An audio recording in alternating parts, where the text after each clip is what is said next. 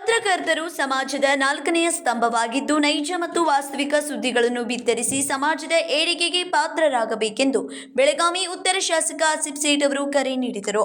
ಬೆಳಗಾವಿಯ ವಾರ್ತಾ ಭವನದಲ್ಲಿ ಮುದ್ರಣ ಪತ್ರಕರ್ತರ ಸಂಘದ ವತಿಯಿಂದ ಪ್ರಶಸ್ತಿ ವಿಜೇತ ಗುರುರಾಜ್ ಜಮಖಂಡಿ, ಅಮಿತ್ ಉಪಾಧ್ಯಾಯ, ಸಂತೋಷ್ ಜಿನಗುಡಿ, ಸಂಜೀವ್ ಕಾಂಬಳೆಯವರನ್ನು ಅಭಿನಂದನಾ ಸಮಾರಂಭವನ್ನು ಹಮ್ಮಿಕೊಳ್ಳಲಾಯಿತು.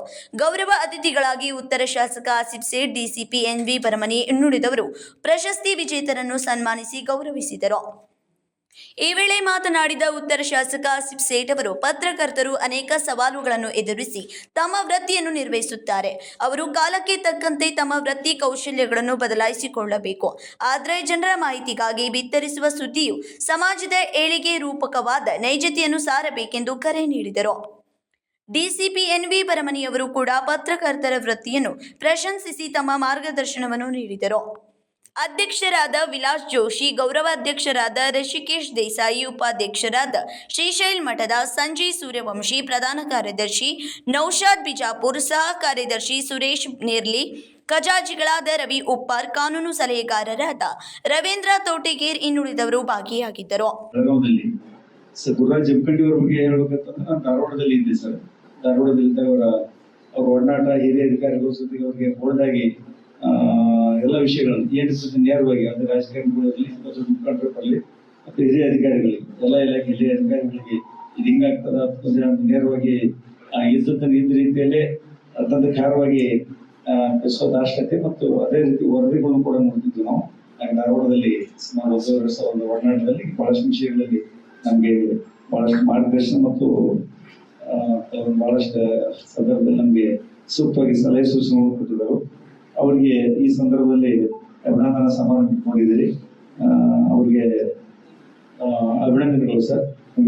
ಅನಿಸೋದು new Indian express Hubballi Amit ಅವ್ರ ಜೊತೆಗೆ ಜಾಸ್ತಿ ಒಡನಾಟ ಬರಲಿಲ್ಲ ನಮಗೆ. ಬಟ್ ಧಾರವಾಡದಲ್ಲಿದ್ದಾಗ ಕೂಡ ಅವ್ರ ಬಗ್ಗೆ ಕೂಡ ಕೇಳ್ಪಟ್ಟಿದ್ದೀನಿ. ಅವ್ರಿಗೂ ಕೂಡ ಅಭಿನಂದನೆಗಳು ಸರ್.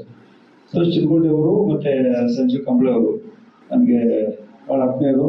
ಬಹಳಷ್ಟು ವಿಷಯದಲ್ಲಿ ಪ್ರತಿ ಸಂದರ್ಭದಲ್ಲಿ ಕೂಡ ಇರ್ತಾರೆ. ಅವ್ರಿಗೆ ಸೂಕ್ತವಾಗಿ 4 ಜನರು ನಾವು ನೋಡಿದ್ದು ಮತ್ತು ಕೇಳಿದ ಜೊತೆಗೆ ಅವ್ರಿಗೆ ಅತ್ಯಂತ ಸೂಕ್ತ ವ್ಯಕ್ತಿಗೆ ಇದು ಸಿಗ್ತದೆ.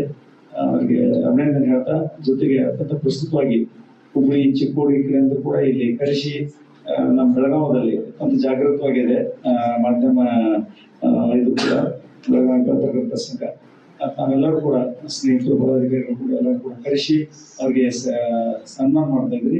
ಅದ್ರ ಜೊತೆಗೆ ನಮ್ಮನ್ನು ಕೂಡ ಎಮ್.ಎಲ್.ಎ. ಸಾಹೇಬ್ರ ಜೊತೆಗೆ ನಮ್ಮನ್ನು ಕೂಡ ಕರೆಸೋದಕ್ಕೆ ತಮಗೆಲ್ಲರಿಗೂ ಅತ್ಯಂತ ವಂದನೆ ಹೇಳ್ತಾ 2 ಮಾತು ಮುಗಿಸ್ತೇನೆ. ಪಬ್ಲಿಕೇಶನ್ ಮೇಲೆ ಮತ್ತು ಎಲೆಕ್ಟ್ರಾನಿಕ್ ಮೀಡಿಯಾ ಮೇಲೆ ಚೇಂಜ್ ಬಂದಿದ್ವಿ.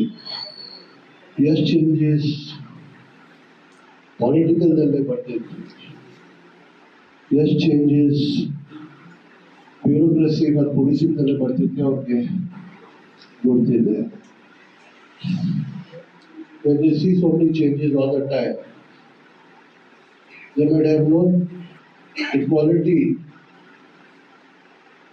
whether it has gone up or it has gone down. Print media and electronic media, ತಾವೇನು ತೋರಿಸ್ತೇವೆ ಜನರ ಮುಂದೆ ತಗೊಂಡು ಬರ್ತೇವೆ. That forms an opinion not about an individual person, but about the government, about the people, about the society, about the country at large.